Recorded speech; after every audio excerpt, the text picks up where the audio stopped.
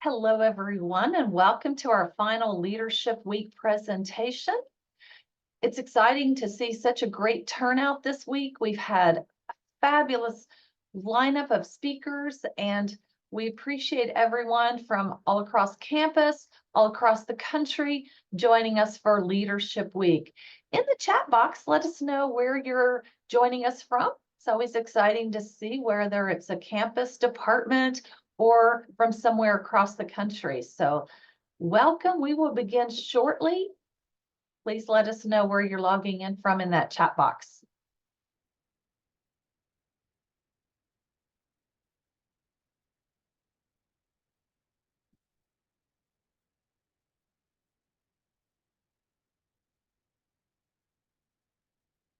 We always welcome ideas for future programs. So if there's an idea you would have for a future Leadership Week presentation or a topic for a career management program or professional development program, please drop that in the chat box as well. We will begin very shortly.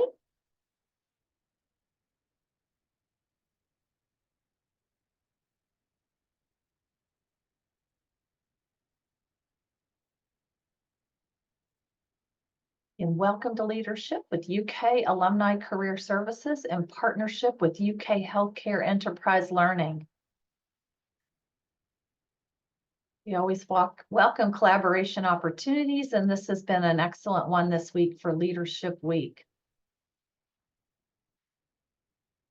I'd like to go ahead and introduce our wonderful keynote speaker today, Amy Gamblin. Amy is the Associate Director of the University of Kentucky Alumni Career Services Program and is a certified career coach, a certified coach trainer, and a certified professional resume writer. She spent 10 years working as a career and life coach, owning her own coaching business and training others to be certified coaches before joining the University of Kentucky. In her alumni career counselor service, she assists individual clients, develops career-related presentations and programming, and writes regular columns for the UK Alumni Magazine.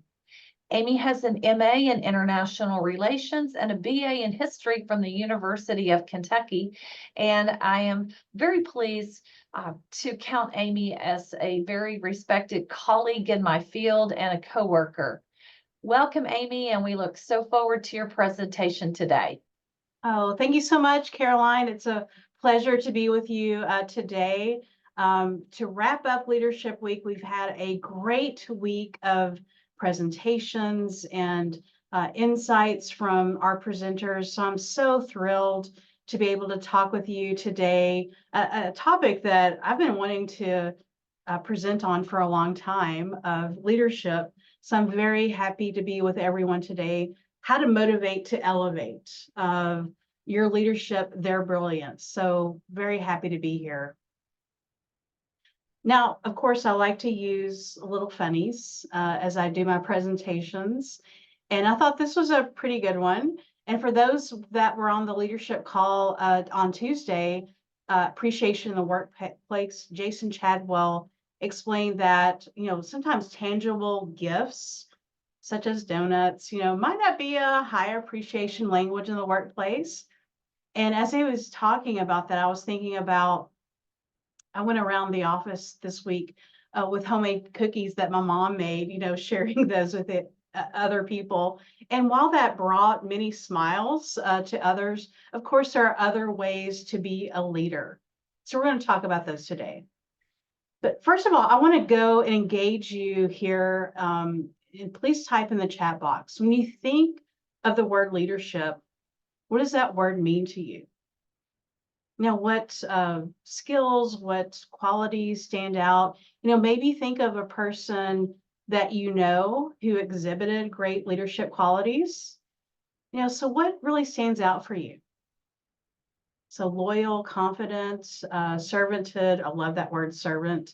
Loyal, just looking at the chat box here, knowledge, teach by example, listener, takes action, patience, yes. Listen well, challenge others, inspire. When I think of the word leadership, I think of it's not something that you necessarily do, although we will get into some of those things that we do as a leader. It's something that you are. And I think the word leadership, can mean different things to different people. Perhaps it depends on the context of the situation. In the past, leadership was called management. Whoever was in management was considered a quote unquote leader. But if you think about practically the word leader, I'm sure of us can think of managers that we've had that we wouldn't necessarily consider a leader. So we're going to talk about some of these traits that really embody who a great leader is. And, I looked at some quotes on leadership, and here's a few that I selected. If your actions inspire others to dream more, learn more, do more, become more, you're a leader.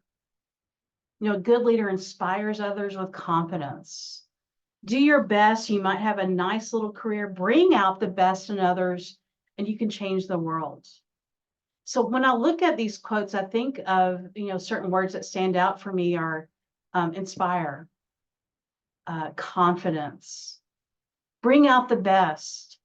And so think about some of these words, that inspire you. Where can you bring out the best in other people? So again, the approach to leadership has evolved from that traditional management to a more human-centered approach. Each of us in our own unique way can be a leader in whatever capacity, even outside of work. Maybe being a leader in our personal lives. So it's about embodying, those certain characteristics that make us a leader. Some of us may have more of a quiet leadership, maybe leading by example. Some may have more of an external leadership approach. I'm thinking about myself versus my brother. I'm more a quiet leader, and my brother is very external. He leads, very externally. So whatever it is, there are certain agreed upon characteristics that do embody a leader. So if you're a manager, how can you be a leader for your team? So that's what we want to talk about today, some of these characteristics, to motivate others, become their best selves, inspire them in their own leadership journey. So what is the importance of leadership in the workplace? So overall, being an effective leader really helps drive your success internally. It helps drive your team success, ultimately an organization success. And have you ever been around someone who just brought so much to the team by their positive attitude, their can-do effort, their encouragement of others that just uplifted everyone and made you want to elevate yourself? That's what I consider a leader. Or maybe you've been around others who kind of gave off a negative energy, or you felt a little depleted, after having a conversation or maybe working on a project with them. It kind of left you feeling a little bit blah. So which person do you want to be? One that uplifts and encourages, or one who brings others down? We do have choices each day, what our attitude is going to be. So of course, we understand there are ups and downs in life, and every day we're humans, where you can bring the joy or not bring the joy. And I can honestly say that I have fallen in both camps. I can go in with an attitude of being positive and bringing the joy, or I can go in with the attitude of negativity. Today is just not my day. I recognize that. We all recognize that. But ultimately, of course, what we want to show is leadership. We want to be people who uplifts, who encourages, who empowers. And the key is overall, how can you consistently exhibit these traits that we're going to talk about today? And this is a little word cloud that I did. I took a lot of different articles that, asked the question, what are leadership traits? What are different qualities in a leader? And so I took all of these articles and I put this in a word cloud. And so the bigger the words means it was most prominent in those articles that I surveyed. And what I see here is relationship, vision, management. We talked about building, coach, listening, empathy. So these are some of the top areas that came out from all these different articles that I read. And simply put, there are hardly any better words that someone can hear than you can do it. You can do it. As a leader, we want to inspire, we want to engage, we want to bring out the strengths in not only ourselves, but our teammates. So encourage each other, where they may have fallen, saying, you can do it. My mom, who I see is on the call today. Hello, Mom, who's always been the biggest encourager in my life. Whenever I was facing a battle or a challenge, always said these words to me, you can do this. So keeping that in mind. Now, so there are many statistics on leadership out there. I thought this one gave a couple of areas that I wanted to share with you. It says leadership training improved learning capacity by 25% and performance by 20%. 77% of organizations report that leadership is lacking. So there's a disconnect there, right? So thinking about these stats, what is that disconnect? Where are those gaps? 83% of organizations say it's important to develop leaders at all levels. And then less than 5% of companies have implemented that. 69% of millennials feel a lack of leadership. And for every year a company delays leadership development, it costs 7% of their total annual sales. So leadership is important, to develop not only within yourselves, not only with your team, but within the organization. So of course, there are many leadership traits out there to choose from. And so for our conversation today, I picked 5, I had to count there, 5 different areas to bring to the table to talk about. Number 1 is having that coaching mindset. So important.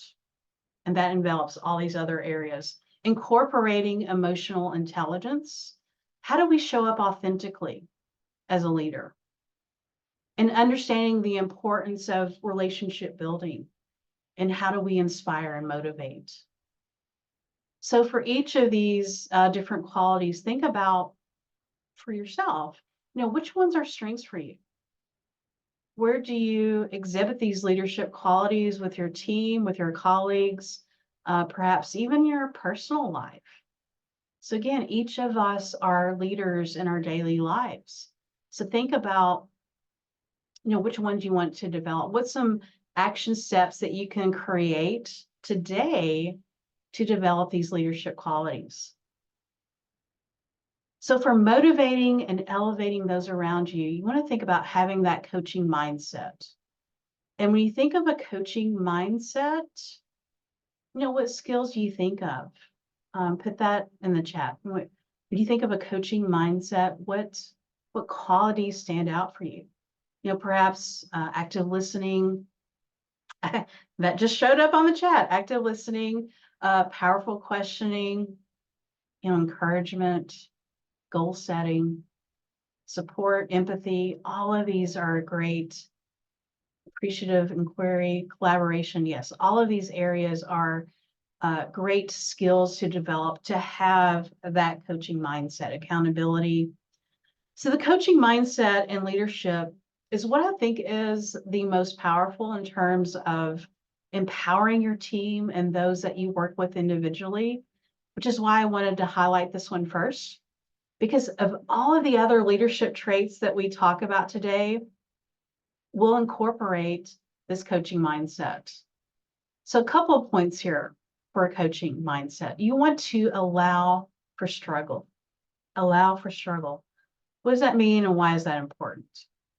So for a coaching mindset, it's not about telling others what they need to do. It's about helping others navigate through their own struggles, finding their own way while supporting them through that process. So you want to create this safety. And in leadership circles, we talk about psychological safety. Maybe you can think of someone who gave you psychological safety in the past that allowed you to make mistakes, all the while supporting you in that process? How did that help you? How did that help you grow? How did that empower you or build your confidence?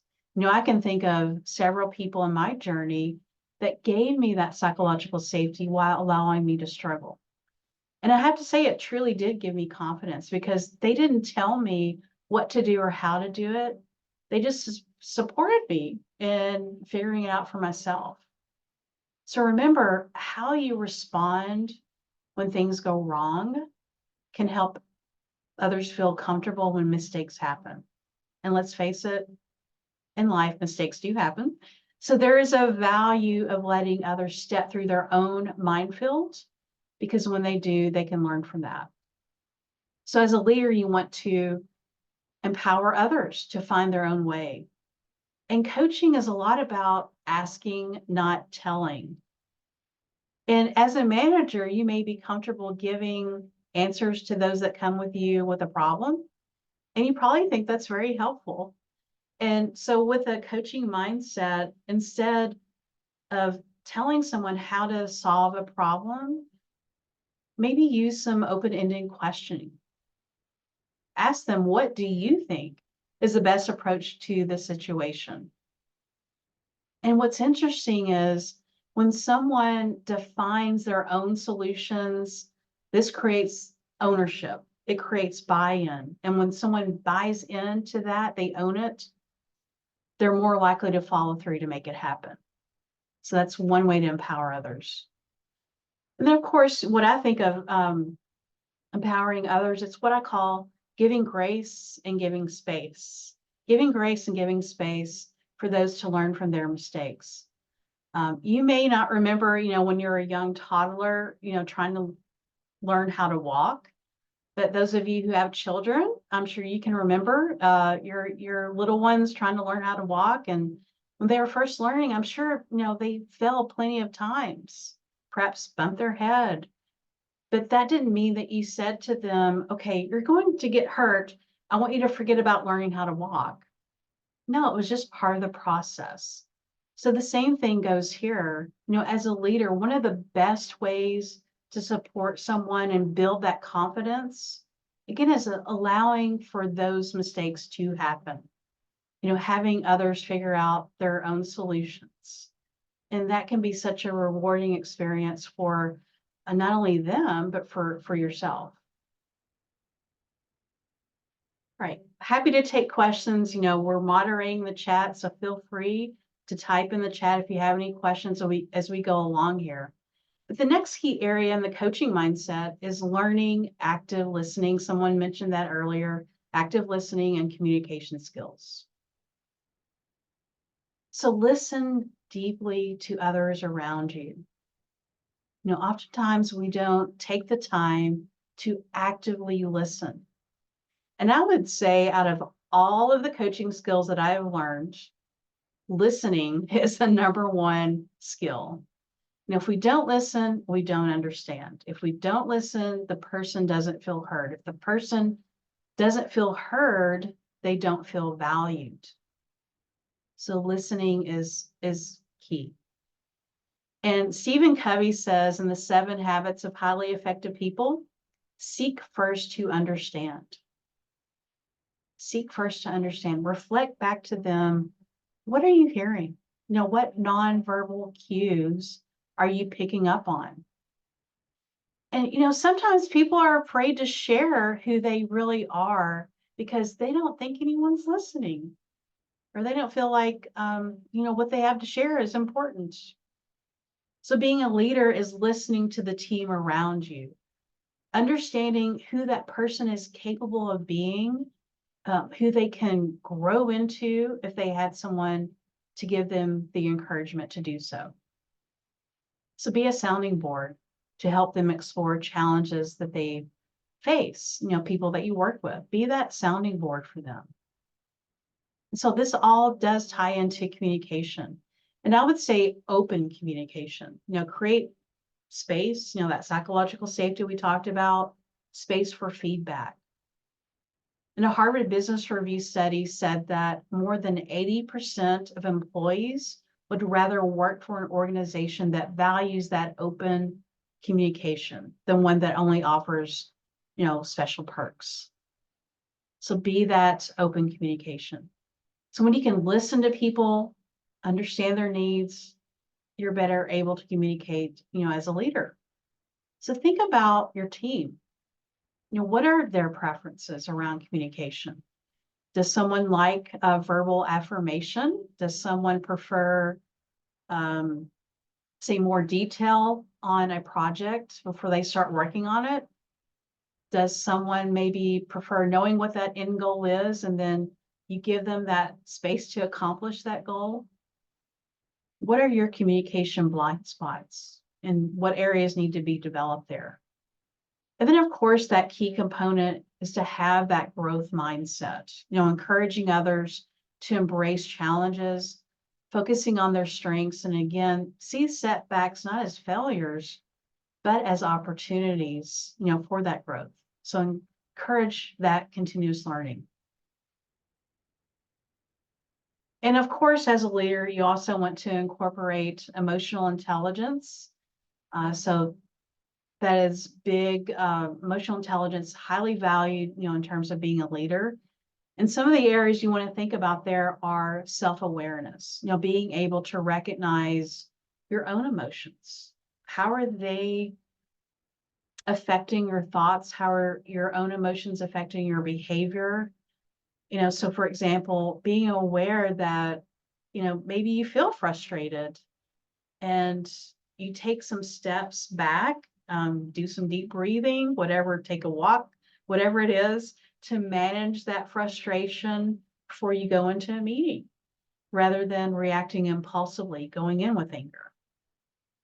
So being self-aware. And then a second area, of course, is empathy. How do we show empathy? So it's about understanding, considering other people's feelings, taking the time to listen again to a colleague, offer that support. Empathy goes a long way. Maybe seeing multiple perspectives in a solution. And so that each employee feels valued, seeing their perspective. So it creates this positive and inclusive workplace culture. And then, of course, practicing patience. Be patient not only with those that you lead, but also with yourself. Being patient with yourself. There's a saying, it's a marathon, not a sprint. And maybe you're going through change or, different projects that you're working on. That doesn't happen overnight. So patience allows you to be patient for yourself. It allows for you to be able to listen attentively without judgment with others. And again, it creates that safe place. So be patient. And then, of course, when it comes to leadership, there's one thing that really does build trust with other people, and that's being truly authentic in who you are. Authenticity builds that trust. It builds that connection. And that trust and connection are so important when it comes to elevating those around you. So there's also where you can be that role model. Sometimes it starts with, what you see in the mirror. Start with yourself. Are you bringing out the best in who you are? What can you do differently to bring out the best in who you are? And when you bring out the best in yourself, that becomes contagious to other people. They will grow to trust you. And, one of the areas, I'm looking at the picture on the screen here, how I show my authenticity is I like to have little spontaneous dance parties. And after this webinar, my colleague and I will have a spontaneous dance party. So that's how I show my authenticity, to bring out the positive. So Harvard Business Review did research, and they said that authentic leaders are more likely to gain the trust and commitment of their employees, leading to higher levels of job satisfaction and organizational performance. So be authentic as a leader. How can you be authentic? Where does that show up? I'm looking at the chat here. Oh, that's awesome. And I don't know, Big Blue authenticity. I got to tell you, those that bleed blue here at UK, I was a little concerned at first, about Mark Pupsire here as UK's next basketball coach. But as I watched him, observed him, watch his interactions with fans, how he spoke, his overall demeanor, it got me excited. You just felt his true, authentic presence. And, that just comes off in a person. It gives this energy, makes you want to be around them, to be excited to be with them. And I literally read this quote from him today. He says, "We're searching for the magic of this game." I love that. Searching for the magic of this game. So be authentic.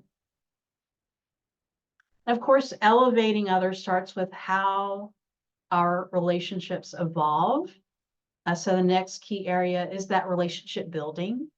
As a leader, you might have the best plan goals for yourself. How can you consider the team? How can you include others for your intentions? And if you aren't a team player, you can't expect people to follow you. And there was a study recently done by Gallup where engagement is critically low. They said 4.8 million fewer US employees are engaged now than at the end of 2023. And that's an all-time 11-year low. You think about that. How can you create engagement with your team, with the people that you work with? So as you're communicating, find ways to include others in your goals. What your strategy is. Find ways to discuss maybe some challenges that you're having and find solutions with your team. Maybe they can help you. So how can you collaborate with those people around you? What strengths do you recognize from others that you can utilize? And there's something very wonderful about recognizing the synergies within a team, learning how to use people's strengths to accomplish a goal. And maybe your team has done say, for example, a Clifton Strengths assessment. And it's one thing to have, what their top strengths are written down. Another thing to proactively recognize when and how those strengths come into play. So how can you bring those into play? We talk a lot about also teams. So many projects and goals live or die based on what that team dynamic is. How can you show leadership within your team? What areas can you build those relationships? How can you engage more? What does the team need from you? What unique skills, can you recognize? So these are all key areas here. And of course, let's face it, as humans, we're all different. We each have our own talents, our own strengths. We have our own challenges and weaknesses. And in making connections with people, building those relationships, how can you work through those differences? And so we often hear the saying, treat others the way you want to be treated. And we call that the golden rule. And that's a great rule, as long as everyone involved shares those same values. But if people are different, they want to be treated in the same way you want to be treated. So for example, say you're highly extroverted and you learn best by wanting to jump in and brainstorm with others on a project.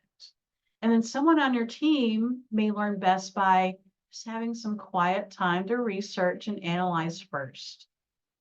There are two different approaches there. Which approach works best? So what that means is you want to treat others the way they want to be treated instead of what you think is right. And so we call that the platinum rule. The platinum rule. Treat others the way they want to be treated. And when you think about, the people that you work with, Think about what's important to them, who they are, how they want to be treated. Really get to know who they are. And so I think sometimes we forget the influence that we do have on other people. Each of us has that ability to inspire, to motivate others to be a leader. Doesn't necessarily have to be on the job. It can, again, show up in your personal life. And, so can you think of, someone that maybe you've had in your life that inspired and motivated you? What made that magic happen? As Mark Pope says, we're going to make the magic happen. What made that magic happen for you?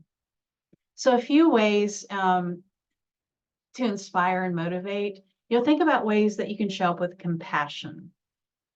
I'm sure many of us here have had leaders, mentors who showed compassion. Maybe they saw something in us that maybe we didn't see in ourselves. And, personal example, I remember years ago when I worked at Kentucky Utilities, our department had just gotten a new company car that day. So it was the first day that we had this car. And I needed to run an errand with this car. Well, wouldn't you know, guess what happened? I wrecked the car. Yes, I wrecked the car. And I immediately thought I was going to be fired right then and there. And my boss, her name was Faith, called me in the office. And when I got there, I thought she's just going to rip me to shreds here. But she sat me down and calmly said, Amy, it's okay. It's okay. These things happen. Everything will be all right. And even after we found out the person that I hit was suing us because he found it was a company car, she still said everything's going to be okay. And I cannot tell you what that did for me, how that inspired me to show compassion for other people. And to this day, nearly 30 years later, I still remember her as one of my best mentors and how I learned from her. So you are that example. So as we're talking through these areas, think about mentors that you've had that shown you compassion, that influenced you, and think about how you want to do that for other people. And then how can you show up with courage to inspire and motivate? And what I love about this word courage, it's also part of the word encouragement. So I think about how we show up with courage is to be in courage with each other, be in courage with each other. Where can you show courage to inspire? And that is leading by example. To lead by example, bring out that courage in others, we need to bring that out in ourselves. So where are some ways that you can show up with courage? Give you some questions to reflect on. Hopefully you're reflecting on these and again, putting some actions around some of these questions. So great leaders have a vision, and the best leaders share that vision with other people. So you might have a vision. Are you sharing it with other people? When you share your vision, ask yourself maybe what needs to be clear about that vision, what areas need to be developed. How can I bring others along with me? How can they add value to my vision? And then finally, we also talked about leading by example. And remember, we can lead in our career, we can lead in our personal life. How can you be a role model to other people? And I was listening the other day to one of my favorite leadership and personal development coaches. His name's Brendan Burchard. And he was talking about the importance of leading by example and being that role model. And here's what he said. He said, people who want to serve, I love that word serve, being a servant leader. People who want to serve, they know that others are watching how they handle things. And think about that. How do we show up in the midst of chaos? Do we jump in the chaos, complaining with others? not really solving anything? Or do we kind of step back, remain calm, look for a solution? And which person do you want to be? And so know that people are watching, leading by example. And so much of this is having that role model mindset.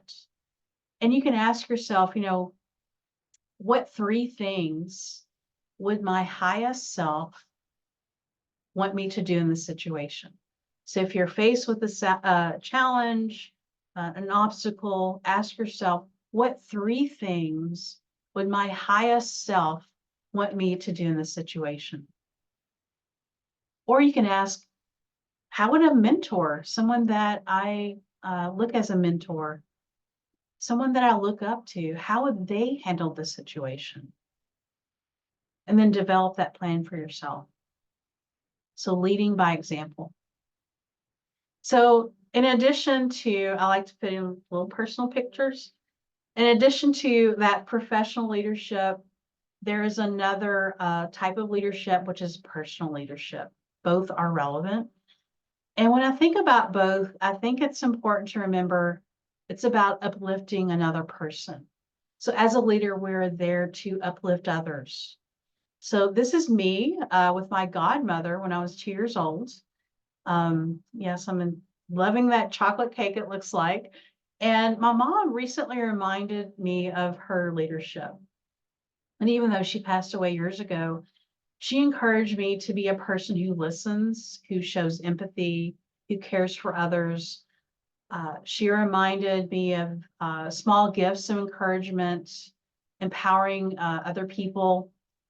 And this is the way she was with everyone. And when asked how to repay her, she said, at some point in your life, someone will be where you are now. Just be aware of that and pass it on. Just pass it on. And that is a message I want to leave with you today for being a leader. How can you incorporate leadership for yourself, for your team, for colleagues around you that you work with? How can you be a leader with your family, with your friends? And again, remembering how someone maybe inspired or motivated you, how can you pass that on? So, of course, I know some of you out there are Ted Lasso fans. You recognize the sign, believe. And that was Lasso's core leadership tenet. He embodied a leader's heart. He believed. And there are many articles, even books written about Ted Lasso's leadership. And I thought the LinkedIn post that was just put in your chat here ultimately covers many of the areas that we talked about today. So it says, by believing, you continue to see the good in others. You focus on others' potential. You build relationships with empathy. You lead by example. Your authenticity is magnetic. Your patience is a virtue. You celebrate those wins, big and small. So incorporating all of these different ideas today. So as we close, these are just some of the leadership resources that I've used in the past. Of course, there are many others out there. So if you have leadership resources that may be books or articles or anything that you want to share in the chat, we can learn from. We'd love to hear that. We're curious, what some of your favorite leadership resources may be. And as Brendan Burchard says, bring the joy. He was listed on the app on my previous slide, which bring the joy I've adopted into my own. Brendan is my daily leadership coach. I do listen to him every day in Growth Day. He encouraged me to find the joy in myself, to see that joyful soul in other people. And remember, there is so much within our control of how to be a leader when we think about it. So it's our choice. How do we choose to be a leader? How do we choose to incorporate some of these areas that we talk about today? What is our attitude each day when we get up? How can we bring the joy? So I'd love to hear your key takeaways. How do you want to embody a leader's heart? Are there habits you want to put in place to further develop leadership? You know, maybe there is a person you're thinking of right now that needs your leadership. How can you elevate them to be the best of who they are? How can you cheer them on, help them win? You know, we are all here learning and growing. And so how can we all support each other? You know, what is an action that you want to take right now? So I'm happy to answer any questions that you have. I do want to share something real quick, you know, as the moderators are looking at some questions. We had a wonderful networking last night, and we had a couple of questions that we asked of people, but I wanted to share some of the thoughts that the people shared in that networking event. And we asked the question, what advice would you give to your 22-year-old self? And here's some of the answers. Network, network, network was one. Find a career that you love. Find a mentor. Breathe. You don't have to have it all figured out today. Be good to everyone you meet. Be flexible. Be open to new things. A job is not forever. Start saving money now. So I thought those are really good answers to that question. So again, happy to answer any questions that are out there. Amy, we have had a couple of questions come in. One is, how do you avoid micromanaging, or how do you judge your own management style for being a micromanager? I think that goes back to being self-aware, you know, that emotional intelligence and finding ways, maybe talking with your team. Do they want to be how do they want to be managed? So having that conversation. You know, some people prefer to have more details to accomplish a project. Again, some people say, you know, I just want to know the end goal, leave me alone, and I want to do it myself, and then check in with them regularly how they're doing. So I think it's important to know who your teammates are, how they liked to be managed. Because if you already think that you're a micromanager and you know that maybe your team doesn't want to be micromanaged, giving them the steps along the way, like this is the end goal, and setting a timeline for different solutions along those steps, and then checking in with them, having periodic check-ins, giving them that space to do their own work is what I would say. If you have any additional questions for Amy, please drop those in the chat box now. We have a couple of more minutes. Another question that came in, Amy, is any advice that you may have for finding the balance between being authentic versus showing a brave face to keep from passing along the stress? Yeah, that's a Question. good question, Elizabeth EB. Thank you for that. Let's see. You know what? I think anytime where we can be authentic, I think is the best move. So I don't know what the balance might be for showing a brave face to keep from passing along stress. I think maybe you would want to have a conversation. I'm just thinking through this. Have a conversation with myself. Okay, so what does my team need to know? You know, what do I need to? What's the most important thing that I need to share with them to be authentic? What are things that I can hold back that they maybe not need to know right now to show a brave face? So having that balance of, okay, so if you have a scale from 1 to 10, say 10 is your most authentic way that you want to show yourself. What is a 7? What does a 7 look like for you? Still being authentic, showing ways that you can share information, but maybe areas that aren't necessarily needed at the moment. So what's that 7 look like for you? I'm just thinking off the top of my head, but that was. If anyone else has an answer to that question, then that would be great to put that in. I would also throw in there just taking care of yourself. Leadership can be very stressful. I know we have many people in high positions and at the hospital that are with us today. It's a stressful field. You have people's lives that you're in your hands.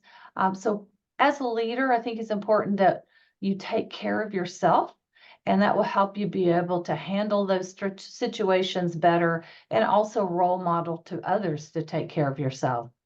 Another question, Amy, do you have any recommendations for someone who works under a micromanager? How do you handle those Yeah. situations? And those are tough as well. And I think it goes back to that feedback. Having conversations, with your supervisor, if a manager is micromanaging you, having the conversation of, this is how I work best. And hopefully, they're open to that feedback. This is how I work best. And give me, some time uh, to do my work instead of, you don't want to accuse them of being a micromanager, but letting them know, being open in your communication, how you do work best, and giving them that feedback of, this is, what's important to me, and I will definitely improve by doing this because this is how I work best. So being that courageous for yourself to let them know how you do work, I think would be helpful. Amy, thank you so much for this wonderful presentation today. So many takeaways that will impact our leadership style. We're all leaders in some area of our life, whether we know it or not. People are watching you, looking up to you, and we appreciate you joining us today to learn more about this important topic and how to be a better leader. As a reminder, this series, Leadership Week, has been brought to you by UK Alumni Career Services in partnership with UK Healthcare Enterprise Learning. Also, we wanted to point out that UK Alumni Career Services are a benefit of membership in the UK Alumni Association, and anyone can join. You do not have to have attended UK to be a member, and part of that membership will give you 2 sessions with a career counselor, certified career counselor, that can help you with any stage of your professional development. Also can help with late career, encore careering, retirement transition issues as well. Thank you again for joining us today, and everyone have a great afternoon and good luck to you in your daily roles and in your aspirations of future leadership. Thank you, everyone. Thanks for coming and enjoyed Leadership Week.